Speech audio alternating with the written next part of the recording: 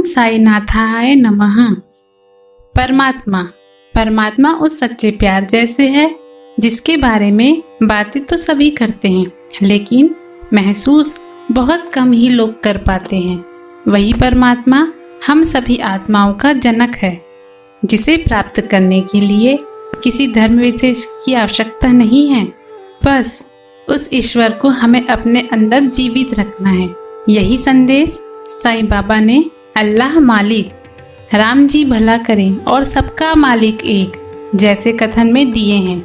वे सभी छोटे बड़े जीवों में ईश्वर को ही देखते थे। यहाँ तक कि उन्होंने कुत्ते, बिल्ली या किसी भी अन्य प्राणी को अपने भोजन पात्र से दूर नहीं रखा। वे सभी पशु पक्षी नर नारी में उसी मालिक को देखा करते थे और कभी कभी ऐसी असमंजस घटनाएं हो जाया करती थी जिन पर किसी को भी विश्वास नहीं होता था। ऐसी ही एक घटना दाभोलकर जी के साईं चरित के अध्याय 15 में है। 2 छिपकलियों का मिलन। जी हाँ, छिपकलियों का मिलन। आप भी सोचेंगे साईं बाबा और इस छिपकली जैसे प्राणी में क्या संबंध है? तो आइए छिपकली की दिलचस्प कहानी आपको हम सुनाते हैं। एक बार बाबा अपने भक्त के साथ में मस्जिद में बैठे हुए थे। किसी समय एक छिपकली की चिक चिक करने की आवाज आने लगी। कौतूहलवश भक्त ने बाबा से पूछा, छिपकली के चिकचिकाने का कोई विशेष अर्थ होता है? क्या ये शुभ होता है या अशुभ होता है बाबा? तब बाबा ने उसे कहा, अरे इस छिपकली की बहन आज औरंगाबाद से आने वाली है, इसलिए ये खुशी से फूली नहीं समा रही है। उस भक्त को बाबा की बातें समझ न आई।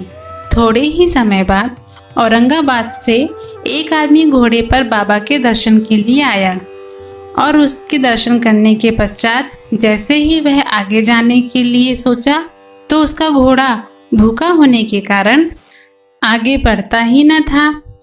तब उसने चने की एक थैली निकाली और धूल झटकारने के लिए उसे भूमि पर जोर से फटकारा। अचानक उस थैली से एक छिपकली निकलती हुई दिखाई दी और वो सबके देखते ही देखते दीवार पर चढ़ गई और वो भक्त जिसने यह सवाल किया था उसे देखते ही रह गया। छिपकली तुरंत अपनी बहन के पास जा पहुंची और दोनों बहन बहुत देर से एक दूसरे से मिली।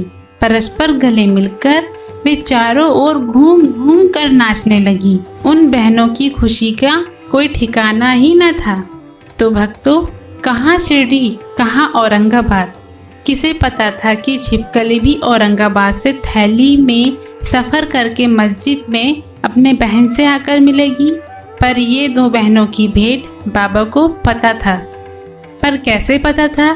ये घटना तो बहुत आश्चर्यजनक है और यह बाबा की सर्वव्यापकता की सूचक भी है। इसीलिए कहते हैं कि ईश्वर से कुछ भी नहीं छुपा है। हमारे वर्तमान के साथ साथ हमारे पूर्व जन्म का बही खाता और भविष्य की कड़ियाँ उस ईश्वर के हाथ में ही है।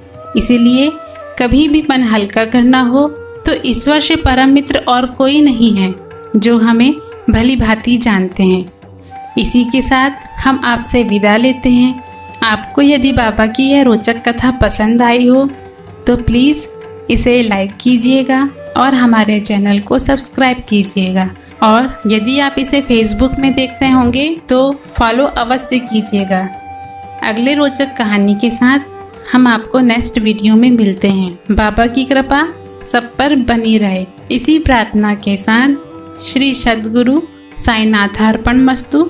शुभम भवतु।